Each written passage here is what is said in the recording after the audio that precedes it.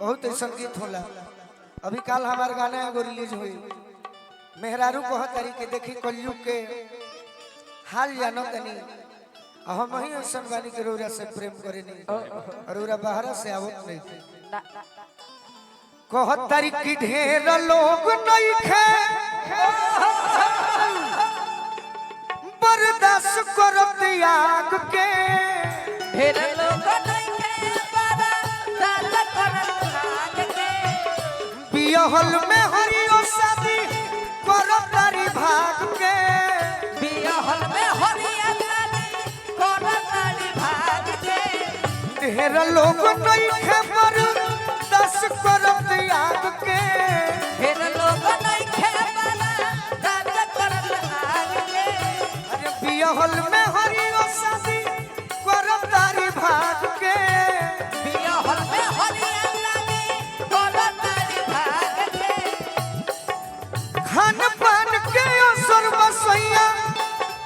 कबले जवानी मानी हो का कहीं सैया हो मही ऐसन बानी हो तोहरे प्यार लायो भी हो तोर सतानी हो का कहि सैया हम ही ऐसन बानी हो पहाड़ प्यार लाया भी करवानी हो ए राजा जी का कहीं सैया हो मही ऐसन बानी हो तोहरे प्यार लायो भी हो तोर सतानी हो ए राजा का कहि सैया हम ही ऐसन बानी हो पहाड़ प्यार लाया भी कहतारी कि पुरुआ पवनवा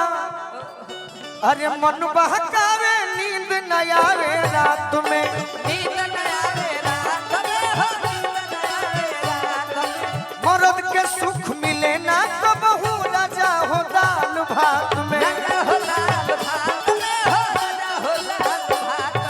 में पुरुआ पवनवा मन बहकावे अरे नींद न आवे रात में रात मर्द के सुख मिले ना कबहू राजा हो दाल भात में अच्छा कि हो रहा कहे लगावतारो अरे जार के हमर पलानी हो का कहीं सैया हो मही ऐसन पानी हो तोहरे प्यार लायो भी हो तोर सतानी हो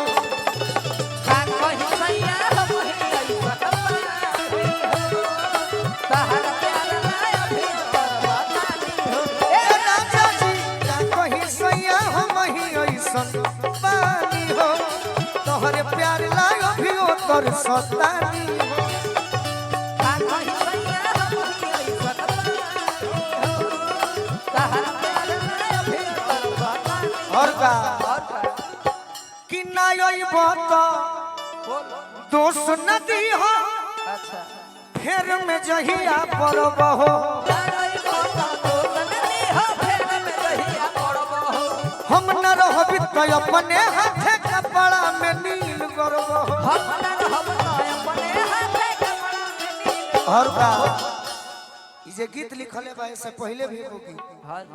अब भोजपुरी के बहुत सुंदर गायक व्यास हां हां कमल से हाथी गोलू राजा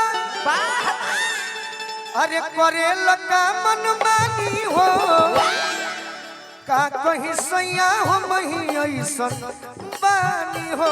सही तोहरे प्यार लायो भी हो तोर सतानी हो का कहि सैया ऐसन बानी हो तहर